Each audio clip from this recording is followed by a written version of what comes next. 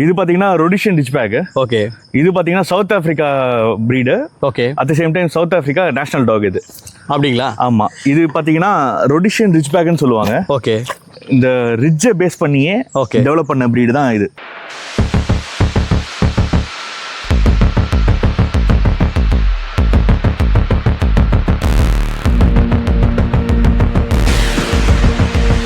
இது வந்து ஃபர்ஸ்டோட இதோட இது பார்த்தீங்கன்னா கோய்ன்னு சொல்லிட்டு ஒரு குரூப் சார். Okay okay. அது வந்து ஆப்பிரிக்கன் ட்ரைப்ஸ் பழங்குடி மக்கள். ஓகே.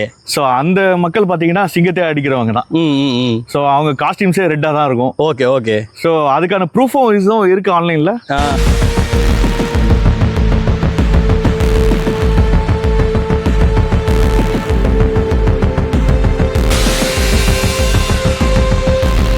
பார்க்கறதுக்கு கிட்டத்தட்ட கோம்பை மாதிரியே இருக்கு. கோம்பைக்கும் இதுக்கு ஏதாவது ரிலேஷன்ஷிப் இருக்கா? நோ, இல்ல.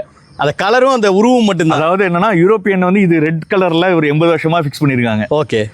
ஸோ இது வந்து பார்த்தீங்கன்னா அதை கிரியேட் பண்ணும்போது எல்லா விதமான கலர்லையும் இருந்துச்சு. Okay okay okay. பிரிண்டலில் கூட இருந்தது. ஓகே.